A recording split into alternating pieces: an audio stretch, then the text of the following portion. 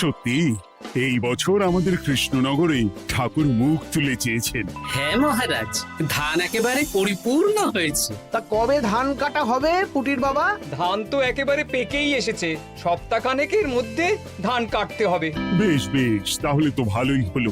এই মাসের শেষের দিকেই তো নবাব বাহাদুরকে শস্যের খাজনা পাঠানোর কথা। হ্যাঁ মহারাজ, এবারে নবাব বাহাদুর খুশি হবে। ঠিক বলেছ গোপাল।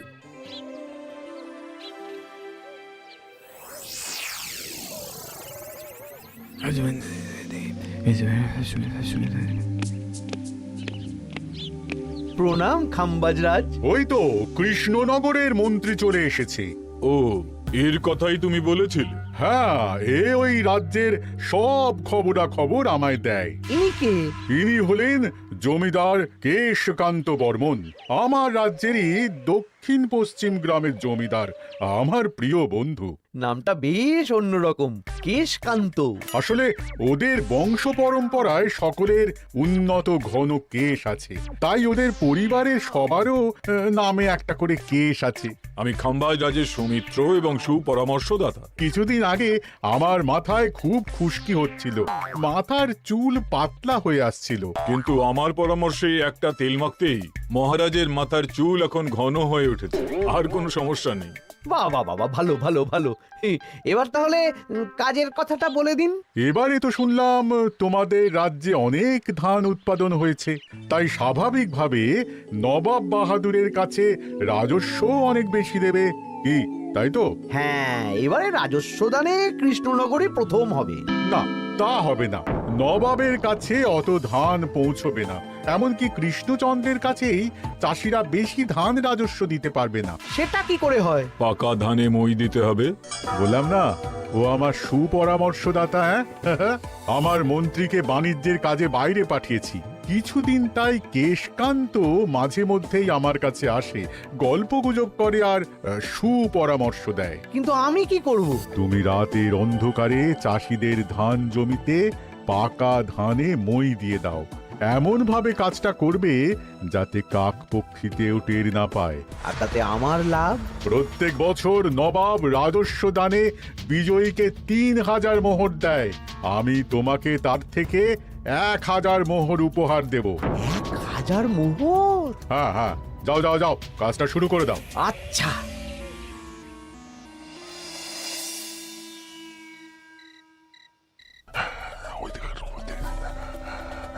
তাহলে আর দেরি কেন, মন্ত্রী মশাই কথা মতো কাজ শুরু কর। হ্যাঁ চল।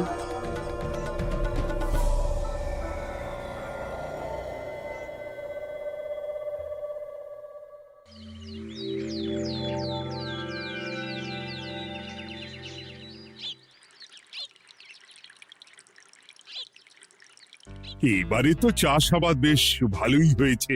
আশা করি নবাব বাহাদুরের কাছ থেকে এবারে আমরাই পুরস্কার পাবো।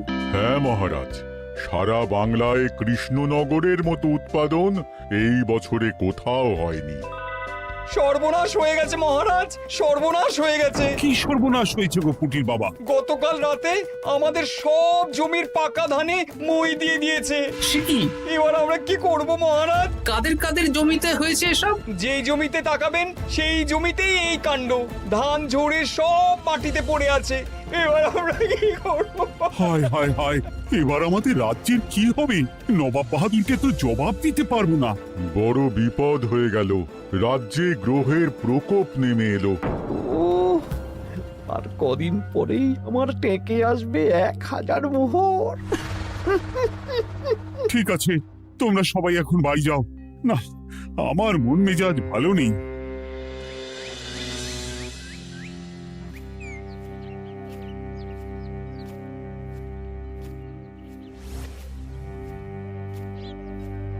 ওগো, তুমি শুনেছো কি হয়েছে? পুঁটির মা হাউ হাউ করে কাঁদছিল গো। হ্যাঁ গিন্নি, পুঁটির বাবা কয়েকজন চাষি ভাইদের নিয়ে রাজসভায় এসেছিল। শুনলাম রাতারাতি কে বা কারা চাষ জমিতে পাকা ধানে মই দিয়েছে। কত বড় সর্বনাশ হয়ে গেল বলো, কি হবে গো? কি যে হবে ভগবান জানে। বলি তুমি পারলে না পুঁটিদের একটু সাহায্য করো। হ্যাঁ, আমি মনে মনে ভেবেই রেখেছি বুঝলে, এবার বেতন পেলে পুঁটিদের বাড়িতে মাসো ভাড়ার জিনিসপত্র দিয়ে আসবো। নবাব বাহাদুরের কাছে মহারাজ খাজনা কিভাবে দেবেন? সেটাই তো বুঝতে পারছি না। আপনি এত চিন্তা করবেন না। রাজবাড়ির ভাড়ার থেকে আপাতত কিছু বস্তা ধান পাঠানোর ব্যবস্থা করুন। তারপর নবাব বাহাদুরের কাছে গিয়ে বলবেন, আস্তে আস্তে সব দিয়ে দেবেন মহারাজ। তাই করতে হবে, তাছাড়া তো আর অন্য কোনো উপায় দেখতে পাচ্ছি না। কিন্তু এবারে আর আমাদের মান রক্ষা হবে না। দেখি 2-1 দিনের মধ্যেই যতটা সম্ভব ভাড়া থেকে ধান পাঠানোর ব্যবস্থা করব।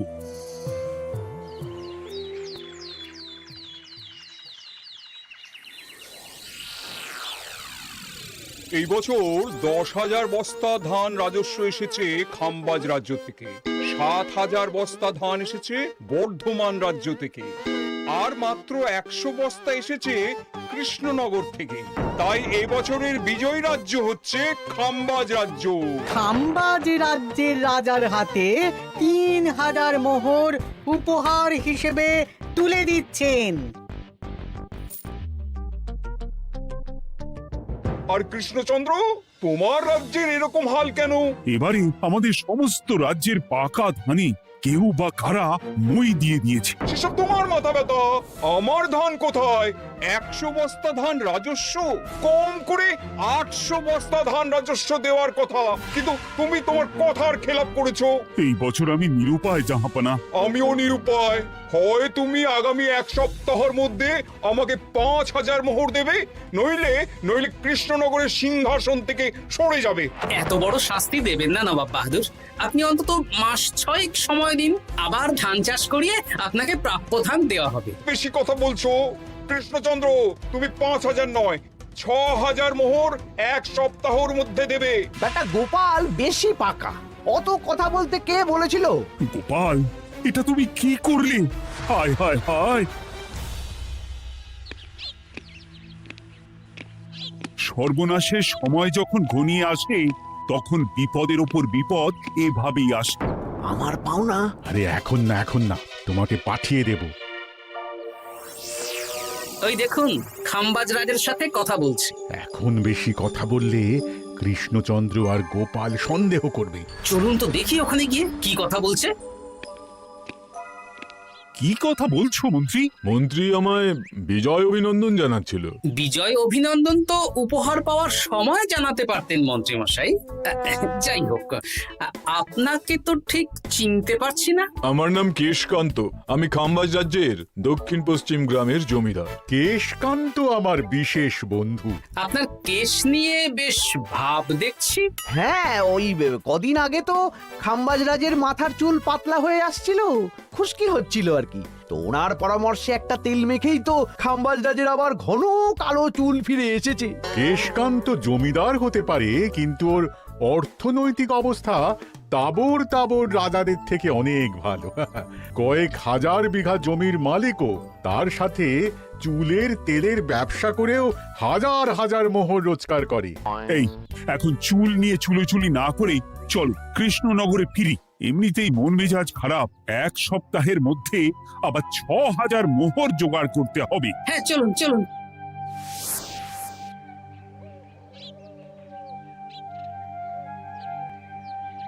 আচ্ছা মন্ত্রীমশাই, আপনি এই কেশকান্ত জমিদারের ব্যাপারে এত কিছু জানলেন কি করে?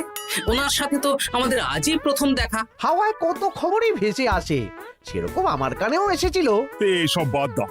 গোপাল, মন্ত্রী, দুজনেই ভাবনা চিন্তা করো কিভাবে 6,000 মোহর জোগাড় হবে। পাকা ধানে মই পড়লো, এখন আবার এত বড় বোঝা।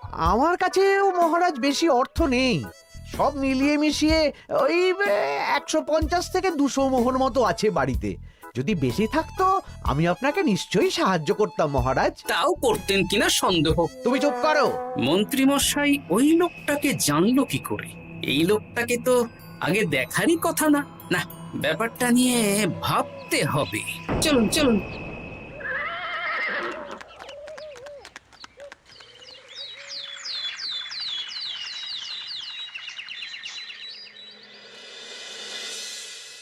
বুঝলে গিন্নি, 1 সপ্তাহের মধ্যে মহারাজকে 6000 মোহর জোগাড় করতেই হবে, নইলে সিংহাসন ছাড়তে হবে। এখন কিন্তু আমাদের উচিত মহারাজের পাশে দাঁড়ানো। কিছু ভেবেছো কি? আপাতত আমার বিয়েতে পাওয়া আংটি বন্ধক রাখবো, আর তুমি যদি হ্যাঁ হ্যাঁ, আমার যে দুটো গয়নাগাটি আছে ওগুলো বন্ধক রাখো, পরে আস্তে আস্তে ছাড়িয়ে নেবো খন। দেখি বাকি সভাসদদেরকেও বলবো, যে যতটা পারে, তারপর ভগবানই ভরসা।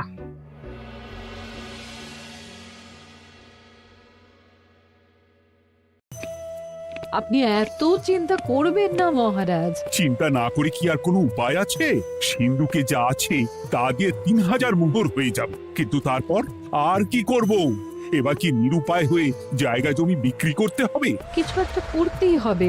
আপনি গোপালকে একবার বলে দেখুন, প্রত্যেকবার যখনই বিপদে পড়েছেন তখন গোপালই আপনাকে বাঁচিয়েছে।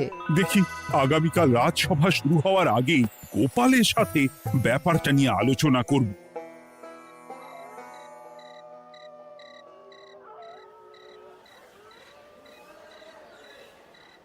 এই যে শ্যাকরা, কি করছো? এই তো, বলুন। শোনো, আমার গিন্নির জন্য একটা হীরের হার বানাতে হবে, ওই 1000 মোহরের মধ্যে। 1000 মোহরে তো হীরের নাক, কান, গলা, হাত, পা সব গয়না, এই সব গয়না হয়ে যাবে মন্ত্রীমশাই। তাহলে বানাও, এই নাও 1000 মোহর। ওরে বাবা, মন্ত্রী মশাই, 1000 মোহর! এই মন্দার বাজারে এত মোহর কোথায় পেলেন? গতকালই তো বললেন আপনার কাছে 150 থেকে 200টা আছে। সে যেখান থেকেই পাই তাতে তোমার কি? না, আমার কিছু না। শ্যাকরা, আমি কয়েকটা গয়না বন্ধক রাখবো।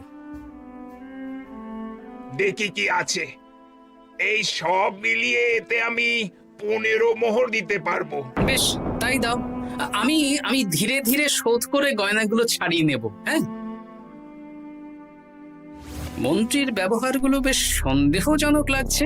দেখি, গুপ্তচরকে কাজে লাগাতে হবে, মন্ত্রীর পিছনে ছায়ার মতো লেলিয়ে দিতে হবে।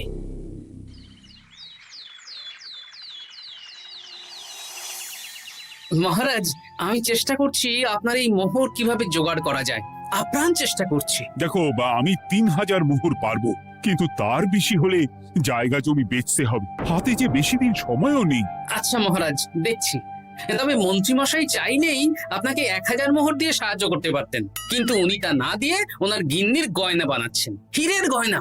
কি মন্ত্রী তো কালকেই বলল ওর কাছে 150 থেকে 200 মোহর আছে মাত্র, 1000 মোহর কোথা থেকে পেল? সে উনিই জানেন, তবে তার খবর খুব তাড়াতাড়ি আশা করি পেয়ে যাব মহারাজ।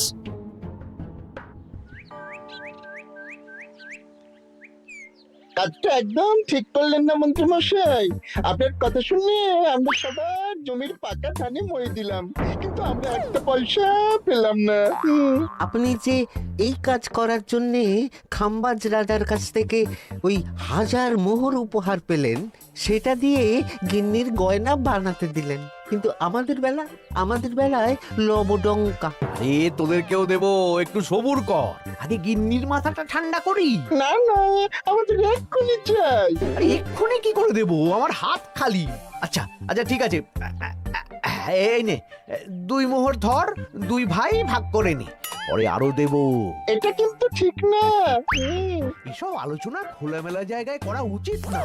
উফ, পরে তোদের সাথে কথা বলবো, এখন যেতে দে, বাজার করব, তারপর আবার রাজসভা আছে।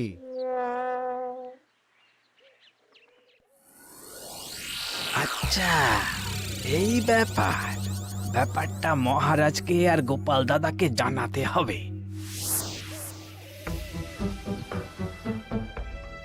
গোপাল দাদা, মহারাজ আসল খবর পেয়ে গেছি। কি খবর?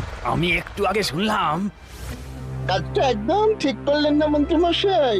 আপনার কথা শুনে আমরা সবার জমির পাকা ধানে মই দিলাম, কিন্তু আমরা একটা পয়সা পেলাম না। আরে তোদেরকেও দেবো, একটু সবুর কর। মন্ত্রী, আমি না তোমাকে বেরেই ফেলবো। মহারাজ, মন্ত্রী মশাই এখানে গৌণ, উনি অর্থের লোভে এসব করেছেন, আর ওনাকে দিয়ে করিয়েছেন খাম্বাজ রাজ। হ্যাঁ, যাতে এবারে বিজয়ী হতে পারেন। তাই আপনি এই খবর 5 কান করবেন না মহারাজ। আমি খাম্বাজ রাজ আর ওই কেশকান্তর কাছ থেকে ক্ষতিপূরণ ঠিক আদায় করে আনবো। কিন্তু কিভাবে? শুনুন তাহলে।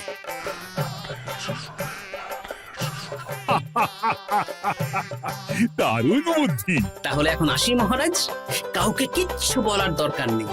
আপনি শুধু আগামীকাল সন্ধেবেলা খাম্বাজ রাজের দরবারে চলে আসুন, পারলে নবাব বাহাদুরকেও সঙ্গে করে নিয়ে আসুন। হ্যাঁ,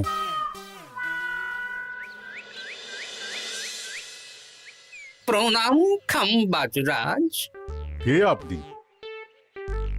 আমি হতাশ রঞ্জন, পশ্চিমে থাকি। কি চাই বলুন? কিছু চাই না, তবে একটা কথা শুনলাম তাই বলতে এলাম। কি কথা? আমি শুনলাম মহারাজ আপনার মাথার চুলগুলো সব নকল।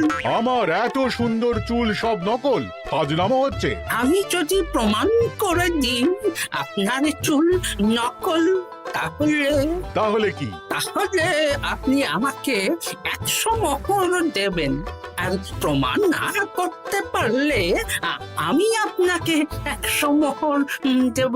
বেশ, দেখো, এক্ষুনি দেখো, আমারই তো 100 মোহর লাভ হবে। এখন না, এখন না, আজ সন্ধেবেলায়। বেশ বেশ, তখনই এসো। এবারে জমিদার কেশকান্তর বাড়ি যেতে হবে।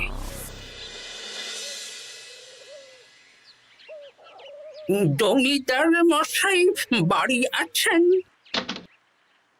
কে মশাই আপনি? না, আমি হতাশ রঞ্জন, পশ্চিমে থাকি। আমি বিশাল ক্ষমতাশালী লোক। কিসের ক্ষমতা? আমি রাজরাজাদের মারধর করি, চুল ধরে টানি, শাস্তি দিই। এসব কি উল্টোপাল্টা বলছেন? খাম্বাজ রাজ আপনার বন্ধু না? হ্যাঁ, প্রিয় বন্ধু। ওনাকেও আমি আপনার সামনে চুল ধরে টানবো, কিন্তু উনি কিচ্ছু করতে পারবেন না। উনি আপনাকে শুলে চড়াবেন। কিছুই করতে পারবেন না, বললাম না আমি বিশাল ক্ষমতাশালী লোক। বিশ্বাস হচ্ছে না তো? তাহলে বাজি ধরুন, 10,000 মোহরের বাজি। 10,000 মোহরের বাজি? হ্যাঁ, আজ আমি খাম্বাজ রাজের রাজবাড়ি যাব, আর আমার শক্তি প্রদর্শন করব, ওনার চুল ধরে টানা হেঁচড়া করব, ওনাকে আহত করব, কিন্তু উনি আমাকে কিছুই করতে পারবেন না। বেশ রাজি, বাজি 10,100 মোহর দিতে পারবেন তো? হ্যাঁ, আমি বাজি হারলে আপনাকে দেব 10,100 মোহর। দরকার হলে ওই কাগজে কলমে লিখিত পরিত করে নিন।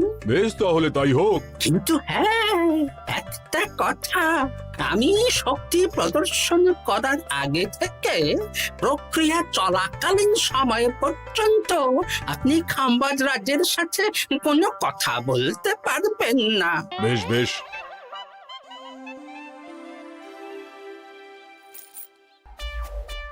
তাহলে শুরু করি? শুরু করো। এবার আমি প্রমাণ করেই ছাড়বো।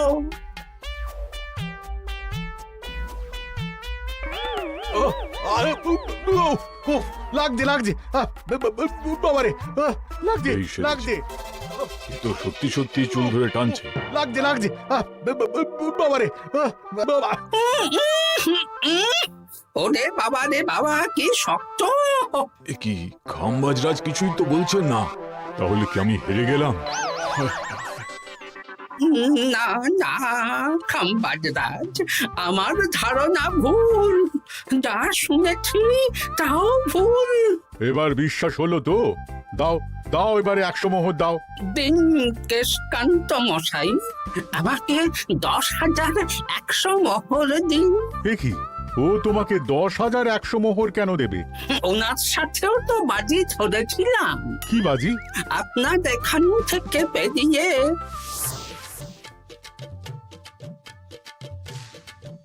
এবারে দিন তো দেখি, সব কাগজ কলমে লেখা আছে। এই নাও। হায় হায় হায় হায়। সাবাস গোপাল, সাবাস, তুমি আমার মুখ রক্ষা করেছো। গোপাল, কৃষ্ণচন্দ্র, নবাব বাহাদুর, আপনারা? হ্যাঁ, আমি গোপাল। এটা ছাড়া আর কোনো উপায় ছিল না খাম্বাজরাজ। আপনি আমাদের মন্ত্রীর মাথা খেয়ে যে জঘন্য কাজটা করিয়েছেন সেটা তো আর প্রমাণ করতে পারতাম না, তাই ছলে বলে কৌশলে আপনার প্রিয় বন্ধুর কাছ থেকে আদায় করে নিলাম। হ্যাঁ নয়, হ্যাঁ।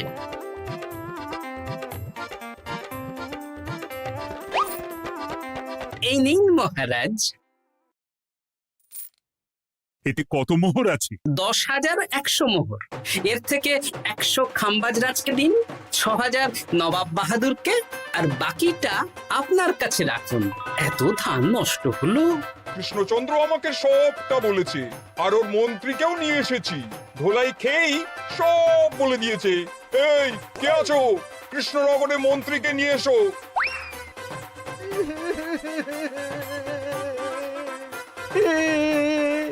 মার খেয়ে আমি সব বলে দিয়েছি খাম্বাজরাজ। উদ্ধার করে তো জাহাপানা, আমাকে ক্ষমা করে দিন। এর কোনো ক্ষমা নেই। তোমাকে আমি কারাগারে বন্দি করব। হায় হায় হায়, সামান্য টাকার লোভ করতে গিয়ে পুরো মাঠে মারা গেলাম। Thanks for watching. Please subscribe our channel.